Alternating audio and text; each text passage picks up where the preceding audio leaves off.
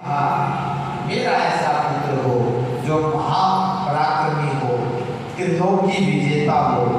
इस प्रकार समय आने पर उसकी पत्नी के गर्भ से भगवान कृष्ण के परम मित्र सुदामा जी गर्भ के अंदर आते। इससे पूर्व राधा जी ने उन्हें श्राप दे रखा था कि पुत्र की उत्पत्ति के पश्चात उसका नाम शंखचूड़ रखा गया।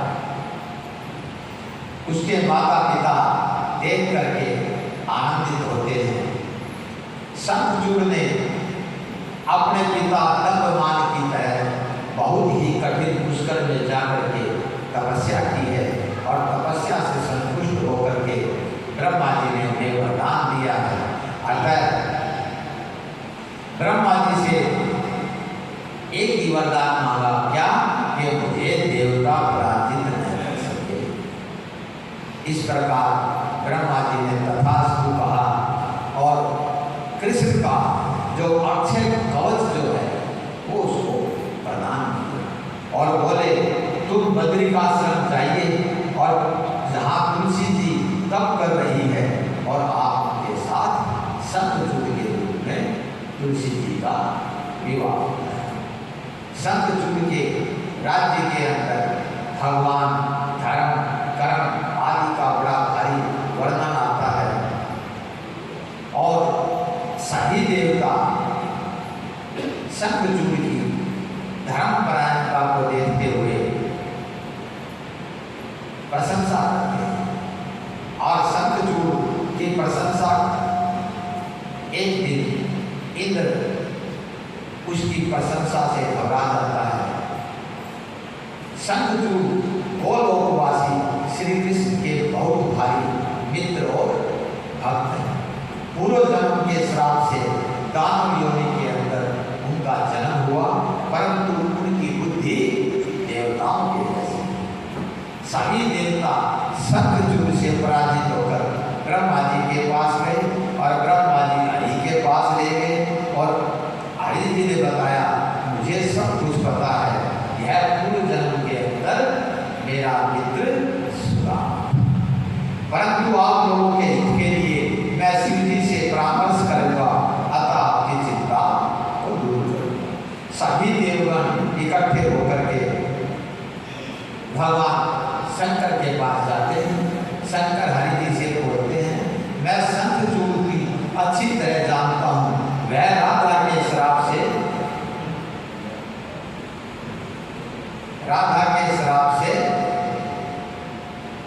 के कारण राक्षस बना है। अतः यह भगवान कृष्ण के पूर्व जन्म का मित्र था। उन्होंने शिव जी की स्तुति की और किस प्रकार शिव जी की स्तुति की और उससे शंकर भगवान प्रसन्न हो जाते हैं। और जब ऐसा किया तो भगवान ने देवताओं के बात मान करके उन्हें शंखचूड़ को मारने का आश्वासन दिया और सभी भगवान देवतागण मिलकर के किस प्रकार भगवान की स्तुति करते हैं कि हमारे प्रकाश जी फरियाद मेरी सुनकर भोलेनाथ चले आना, बिन ध्यान धरो तेरा मेरी बिगड़ी बना दो। जिस प्रकार देवताओं की बात को सुनकर के भगवान शंकर ने शंखचूड़ को मारने का आश्वासन दिया, उसी प्रकार आइए हम भी भोले भगवान के चरणों में कि हमारे भी दुखों का हरण करें, हमारे भी सुखों की वृद्धि करें, हमारे भी कष्टों को काटे। मैं ओम प्रकाश जी, देखिए मैं इनकी मत समझता हूँ, इनकी छाती में पानी पड़ गया, हॉस्पिटल में भर्ती थी, लेकिन भगवान की ऐसी कृपा है, हिम्मत करके घर आने के बाद जब इनको पता लगा कि भाई श्रावण मास के अंदर भगवान शिव पुराण की कथा अहम चल रही है, भिवाड़ी से चल करके आप लोगों को भगवान को रिझाने के लिए 22 से एक और बाइक खुद चला करके यहाँ तक आप लोगों को अपने को खींच करके लाया।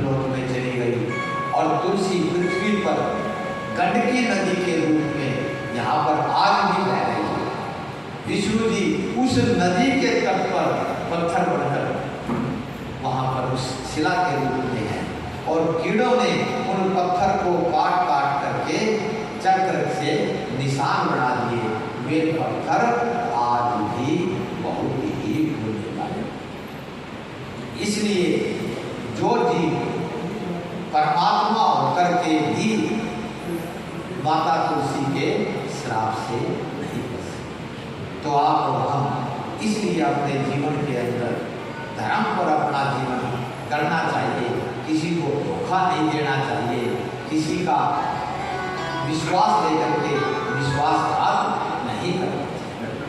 नहीं तो जब भगवान नहीं कर सके तो हमारी तो क्या हो। इसके बाद कथा के अंदर हिरण्याक्ष का वर्णन आता है। एक बार भगवान शिव और पार्वती काशी गए हुए हैं और वहीं पर काशी के अंदर विराजमान मंदराचल पर्वत पर माता पार्वती के साथ भगवान शंकर विहार करते हैं।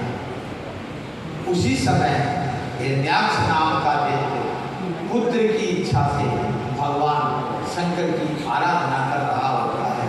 वे उसे वर प्रदान करने उनके पास जाते हैं और हिरण्याक्ष ने कहा कि प्रभु मेरे भाई हिरण्याकशिपु के प्रहलाद आदि 5 पुत्र हैं, मैं पुत्रहीन हूँ। शिव जी ने उनसे कहा कि मेरा एक पुत्र है जिसका नाम है अंधक। अंधक नाम का पुत्र बहुत ही शक्तिशाली है, तुम उसे पुत्र रूप में स्वीकार करो। अतः उस दैत्य ने शंकर पार्वती की प्रदक्षिणा की और अंधक को पुत्र रूप में स्वीकार कर लिया और शिव जी के वरदान से वरदान देकर प्रभु अंतर्धान। अब हिरण्याक्ष उस पुत्र को प्राप्त कर देव, दानव, यक्ष, किन्नर सभी पर विजय प्राप्त, त्रिलोकी का राजा बन जाता है, सभी देवताओं को पीड़ित करने लगता है और देवताओं ने यज्ञ स्वरूप वाराह रूप वाले भगवान विष्णु की आराधना। फिर भगवान ने अपनी उन्हीं कमलदाढ़ों के द्वारा पृथ्वी को पाताल लोक से लाकर के समुद्र पर अर्थात पानी पर स्थापित किया। इस पर सभी देवताओं ने प्रसन्न होकर के उनकी स्तुति की। उसके बाद कथा आती है हिरण्याकशिपु के वध की। हम भागवत वगैरह में बहुत सुनते हैं कि हिरण्याकशिपु ने समस्त अपनी मृत्यु का इंतजाम कर लिया और बहुत लंबे समय तक राक्षस राज को कायम किया और भगवान हिरण्य विष्णु जी ने नरसिंह रूप लेकर के हिरण्याकशिपु का वध किया। लेकिन जब नरसिंह भगवान शांत नहीं हुए तो उनके क्रोध से अंधक का